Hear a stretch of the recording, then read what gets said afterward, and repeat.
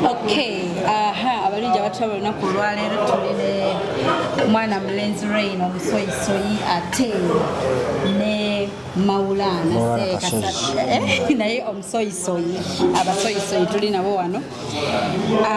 So kati bwe tutyo era nga twolekedde okukomekerera season 1. Yeah. SOYI SOYI. Yes. So baby girl. Baby boy. How are you doing? I'm good. How are you? Thanks.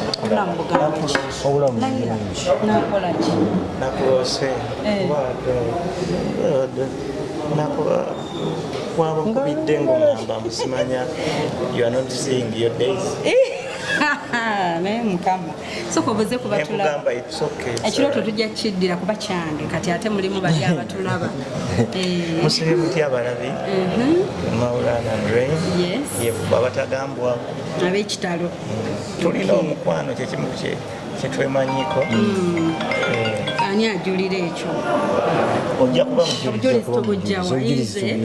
Ojja kuba mujulizi. Okay. Tujja gukomettako Mama ekyo bayita.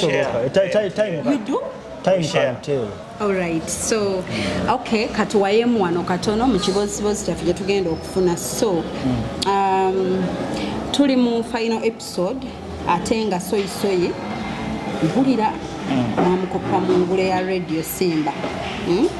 Tusubire mu season 1. last episode. Gye tuliko last episode. Bwe sente ezivaamu tuzitwala ku Radio Simba. Yakusanga bakusente zaffe bannange bakusente zaffe kera kuzanyira ku sente z'omusolo nabo ze banajja mu ngule bajja tuleeterako mu ngule kati kigenda kuba kiti sente zaffe abakazi ne sente ekibuzo kyasookamu kya sente kata agenda kuba watu alinga ba enumerator sente zino zengera okujja mu SOYI SOYI mugenda ziterekawo kubanga munnange buli wempita mpulira nga show abantu bajoogerako bagitegedde nnyo nti gyeri. So ekyo muneebwe mutwe mukizeemu kati ekyo bannange yadde akyebuuza tukibazeemu baziveeko ekyo tukifunye. So nyinamu n'ekibuzo ekirala kyenkubuuza. Are you intending mugenda kola ki?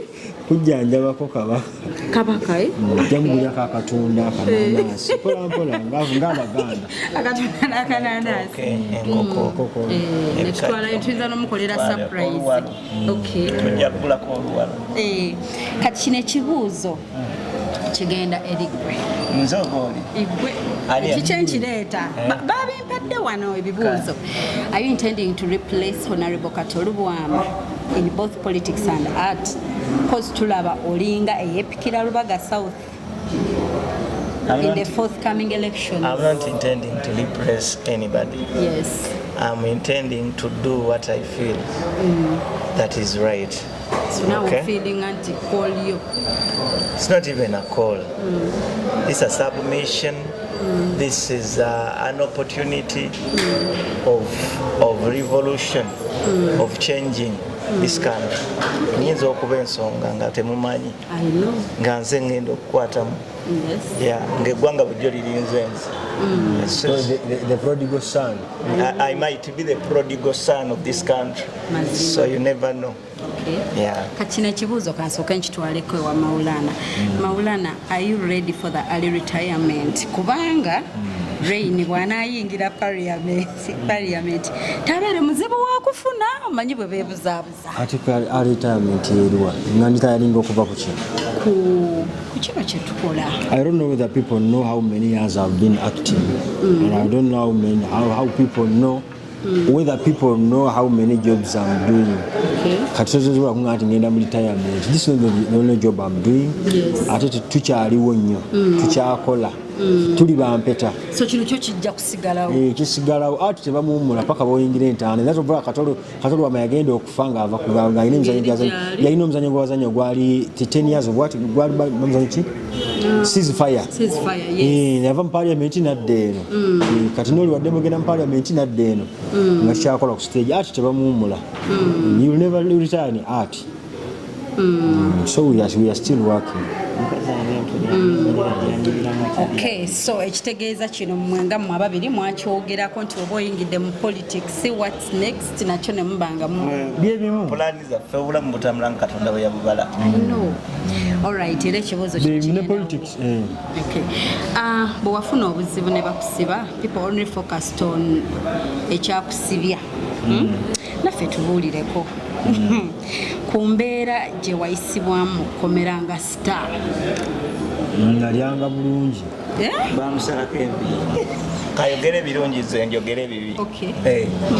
Bamusalako enviiri. Basalako enviiri ng'embeera kati ne kakuwa ekirungi. Ng'embeera y'ekkomera weeri. N'embeera y'ekkomera esigala yakomera. Bamusalako enviiri. Kye tuyinza okutwala. N'akatto k'abakyala bakakendeeza. Wakalaba oti. Okajjako oyinza okwesitaza abasi. Mukomera banzijjako omusaayi mungi ne bankebera akawuka hepatitis. Bakujjako n'omusaayi mukomera. Bakujjako n'omusaayi ne bakebera so Simon gaweyagala. wangi ekyo kigwa mu byali ebirungi mu bibi byonna bibaayo tubigatta bakebera oba oludde okwekebeza bakebera ne balaba oyimiridde ku kawuka ka siriimu ne hepatitis B tofiireeyo abasibe baasanyuka nga ndi mulamu. Okay, tutumire ku babebe baffe ate twongere okukoola abantu mu show. Tumiddeko sweet.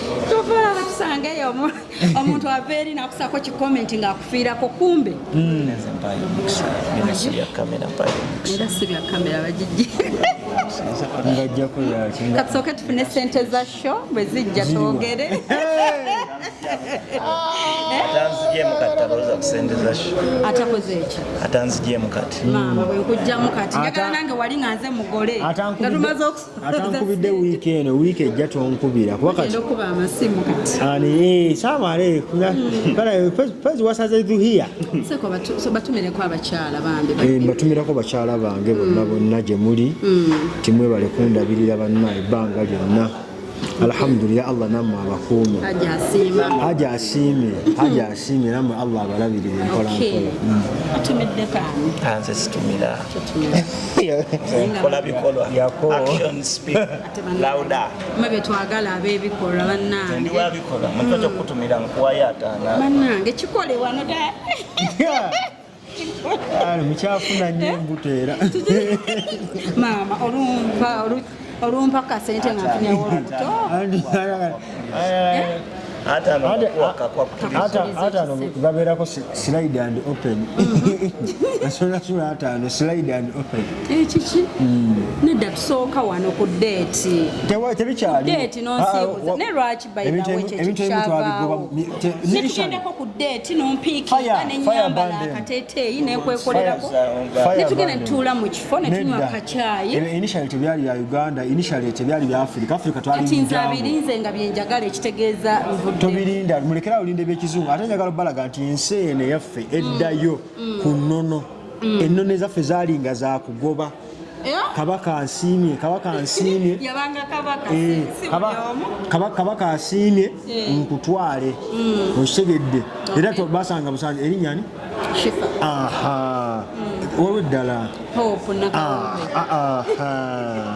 njagala lirere nakawombe oli mufumbo kabaka asiimye kati kabaka bw'aba asiimye tokkirizibwa Gganda ate otya Uganda oli mufumbo kiki ate toli mufumbo wekenyinikkiriza tukole ebyo nemwogera nemwemanya abantu beewadde ebirabo bya pupu ku gundi ku deeti siina galeeta kirabo kiki bannaye nga tusiibula abatulaba twongere okukoola abantu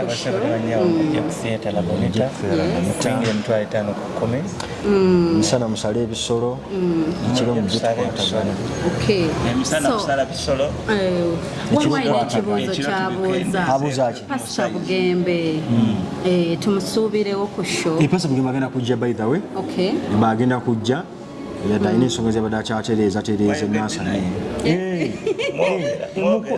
baza bugembe nze mukubira nina akayimba ke kenjagala mu kifo kiri bwe nakusisinkana nga ndi mubi akafa akayimba akajja kujja okay kale mikwano mwebale nnyo kubaako abo kye batuwayizaamu niize gomalize wano byokola tugende ku date kubanga oŋŋambye ey'ataano gange tugende tutuuleko ku date anywhere at Serena where Shifah baŋŋamba ositukira mu kakadde lwaki abantu baagala okunsalako ebigambo yaŋŋamba kiki namugamba ku namba ya Shifah naŋŋamba olina akakadde ŋŋamba ayaba tomanya oba yayogera bibi kati leero neetuukire ate ezo ozimpa zonsiibuza ntumaze kacyayi tufunayo like 6 dates ze zidetermininga whether we can go on or not kati ate wano oba okyanywa kyayi wange esembayo date tugirinnyawo nnyonyi kati obviously tubeera tukola alright bye bye mwebale kubaako tubaagala nnyo